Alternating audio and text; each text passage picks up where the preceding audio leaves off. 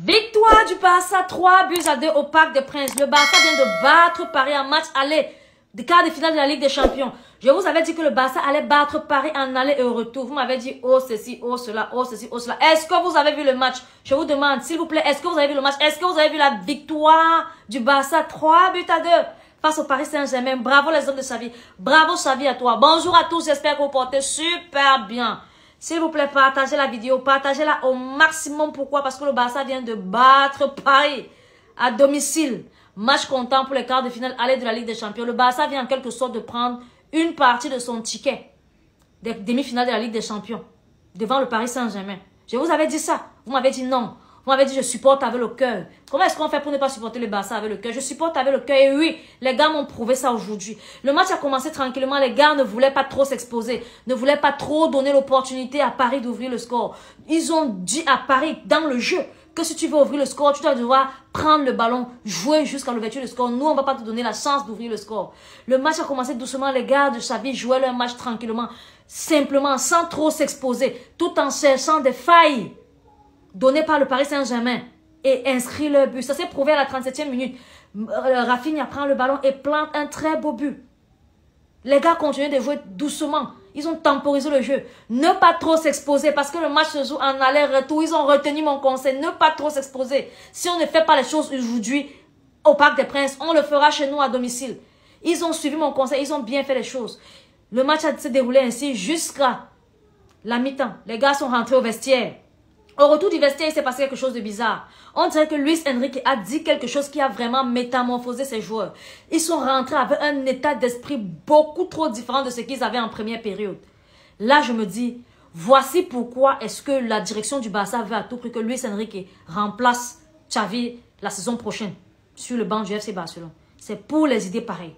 Mais non, Xavi ne s'est pas laissé faire. Il est bien vrai, il est un jeune coach débutant sans expérience dans le monde de la Ligue des Champions et autres, mais il ne s'est pas laissé faire.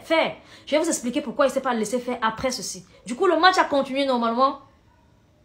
Après le retour des vestiaires, Paris était explosif. Dembélé, qui n'a jamais rien fait avec le Paris Saint-Germain depuis qu'il a signé là-bas, a dit que c'est aujourd'hui qu'il allait jouer sa Coupe du Monde. Même à la Coupe du Monde 2018, il n'avait pas été aussi présent que ça. Du coup, le gars a égalisé. À la quoi? À la 48e minute. Comme ça ne suffisait pas, Vitinha additionne en donnant l'avantage au Paris Saint-Germain à la 51e minute. Je me suis dit, oh là là, l'histoire, celui-là, ça risque de nous échapper. Mais bon, je crois en mes joueurs. Nous sommes quand même le FC Barcelone. Je crois en mes joueurs. Et on a continué le match doucement. Xavi ne s'est pas laissé faire. Voilà où je voulais en venir, il ne s'est pas laissé faire. Il a fait des changements pour contrecarrer tous les plans de Luis Enrique. Tous les conseils que Luis Enrique avait donnés à ses joueurs au vestiaire. Et ça a été prouvé pourquoi? Parce que après que Xavi ait fait ce changement, les joueurs de Luis Enrique ont été inexistants. Ils ont été plus ou moins inexistants parce que le Barça a dominé sur tous les plans. Le Barça a dominé et ça s'est directement prouvé à la 62e minute quand Rafinha, pour l'homme, je dis Rafinha aujourd'hui a été vraiment bon, franchement parlant. Il a été super bon et il a fait les choses comme il se devait. Il a égalisé. Passe décisive de qui? De Pedri. Pedri qui n'avait pas été titulaire. Pedri qui était sur le banc. Il est entré en cours de match après que les joueurs de Luis Enrique ont fait le micmac là et ont marqué 2 buts. Ont pris l'avantage sur le Barça. On a fait entrer Pedri. Lui aussi, il a fait sa petite magie avec Rafinha. Et puis, papa, égalisation, le Barça égalise. Comme ça ne suffisait pas, Xavi continue avec des petits changements tactiques. Et nous fait entrer Christensen. Fait sortir qui... je sais pas, Frankie de Jong, on fait sortir Frankie de Jong et nous met Christensen. Et qu'est-ce qui se passe? Petit corner là, après un presque but mal négocié par le Barça. Oui, on va mettre. Petit corner, Gundogan prend le corner, qu'est-ce qu'on voit? Tête de qui? Andreas Christensen, qui vient juste de rentrer. Je me suis dit, merci Xavi. Tu sais ce que tu fais. À compter les mélanges, j'ai comme l'impression que tu maîtrises bien ces joueurs-là. Bon, ça ne veut pas pour autant dire que tu dois rester l'année prochaine. Hein. J'adore le match que tu as fait aujourd'hui. J'adore la suite de la compétition depuis que tu as annoncé ton départ du banc du FC Barcelone. Et franchement, je te dis merci, gars. Le match a été beau. On a continué de gérer sans trop s'exposer. Rafinha a manqué de justesse. De planter un 3e but, un triplé pour Rafinha. Ça allait être beau. Il a raté son coup franc. Le gardien du Paris Saint-Germain a vu le tir et a neutralisé le ballon. Du coup, Rafinha a manqué de justesse son triple, les gars. Le match était beau. Le match était bien. Le match a été bien négocié. Les gars ont gardé en tête qu'il ne faut pas tout faire durant le match aller parce que la qualification se joue en aller-retour. Ils avaient ça en tête et ils ont bien fait les choses. Ils ont fait la partie d'aujourd'hui et elle a été belle. Elle nous amène au match retour avec un certain avantage. Parce que oui, on a gagné 3-2 au cas où vous l'avez oublié. Écrivez 3-2 pour ceux qui ont regardé la vidéo jusqu'ici. Oui, le match était beau. On a bien fait les choses et on s'en sort avec une victoire. Merci aux hommes de Xavi, merci à Xavi lui-même. Franchement, vous m'avez donné le sourire. Je suis très heureuse d'avoir vraiment regardé ce match-là. Le match était beau. Merci beaucoup. Vous nous avez vraiment donné un énorme plaisir. Parlant des joueurs individuellement, j'ai parlé de Rafinha qui a été très très bon. Masterclass, double buteur et a raté un coup franc de justesse. Parce que le coup franc était cadré, c'est le gardien Donnarumma qui s'est imposé. On va aussi parler de qui? De Christensen qui rentre quelques minutes après, quelques secondes après son entrée en jeu. Nous donne l'avantage et la victoire même parce que juste après ce but-là, Paris n'a pas pu marquer. Nous donne la victoire et là, on rentre avec un gros avantage pour le match retour qui se jouera à domicile. On va aussi parler de Pau Kubasi. Pourquoi? Parce qu'on n'a pas vu Kylian Mbappé durant tout le match. Quand je parlais, les gens me disaient que oh, nous on a Kylian Mbappé. Moi, je vous ai dit, nous on a Pau Kubasi. Est-ce que vous avez vu Kylian Mbappé? Si on n'a pas vu Kylian Mbappé durant ce match, c'est parce que Pau Kubasi a été là. Et l'a neutralisé de bout en bout. Kylian Mbappé n'a presque rien fait. Pourquoi? Parce que Pau Kubasi et ses coéquipiers de la défense l'ont empêché de faire ce qu'il pouvait faire. Tout simplement. Il a été absent du match. Chapeau Pau Kubasi. À la défense, je vais encore tirer un grand chapeau à Araujo. Ronald Araujo était présent quand il fallait.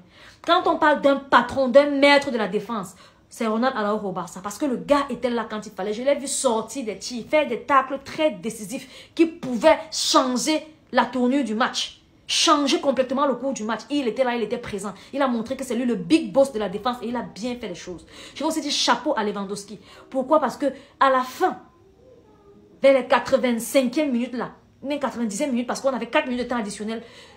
Quand le Barça avait le ballon, au lieu de monter bêtement, essayer de planter un deuxième but pour faire le break, quand Lewandowski voyait que ça pouvait nous attirer des ennuis, les ennuis pour moi c'est quoi? C'est l'égalisation en cas de perte de balle, il temporisait le jeu. Et essayait d'attendre tous ses coéquipiers de bien faire les choses. Et quand il essayait de faire, comme ça n'a pas marché, qu'est-ce qui s'est passé? Ils étaient tous près du ballon et on a défendu le ballon tout juste après la perte, ce qui fait que le ballon n'est même pas redescendu dans notre goal pour que Paris essaie de marquer. Ça, c'était quelque chose de bien, c'était quelque chose de mature qu'il a apporté à la jeune équipe qu'est la nôtre. Franchement, nos joueurs ont été au top. Ceux qui n'ont pas brillé aujourd'hui, qui n'ont pas marqué, par exemple, comme Lewandowski, par exemple, comme Lamine Yamal, le match se joue en aller-retour. Vous n'avez pas oublié ça parce que oui, au retour, vous pouvez faire quelque chose de bien, vous pouvez bien punir ces gars. Xavi, pour ton coaching, je dis vraiment merci parce que tu as vu que Luis Enrique avait fait quelque chose pour neutraliser Lamine Yamal. Et qu'est-ce que tu as fait? À un moment donné, tu as sorti Lamine Yamal parce qu'il ne nous servait à rien. Il était neutralisé. Contrairement à Luis Enrique qui a laissé son Kylian Mbappé jusqu'à la fin du match, étant donné qu'il était même neutralisé. Les 2 buts de Paris sont arrivés de Vitinha et Dembélé qui avaient été laissés au hasard comme ça parce qu'on n'avait pas pensé à le neutraliser. Donc, Xavi, ton coaching a été très important et il nous a remporté, il nous a donné la victoire d'aujourd'hui. On te dit merci. Merci beaucoup, Xavi. Merci beaucoup aux hommes de Xavi. On dort heureux et joyeux. Parce que quoi? On a la moitié de notre ticket des demi-finales de la Ligue des Champions. Grâce à ce match que vous avez fait là. On vous dit, on vous souhaite tout le bonheur du monde pour le match retour au FC Barcelone afin de vraiment avoir la qualification complète. Les gars, le match a été merveilleux. On est à l'aise, on a gagné. Tout va pour le mieux. On espère gagner au match retour. Voilà, c'est tout pour la journée d'aujourd'hui. Je vais dire bon Ramadan à tous ceux qui fêtent le Ramadan. Et bisous, bisous, bye bye, à la semaine prochaine. Ou bien alors, n'oubliez pas de partager. Partagez, abonnez-vous et surtout laissez vos différents avis en commentaire. Je vous aime beaucoup. Bye bye.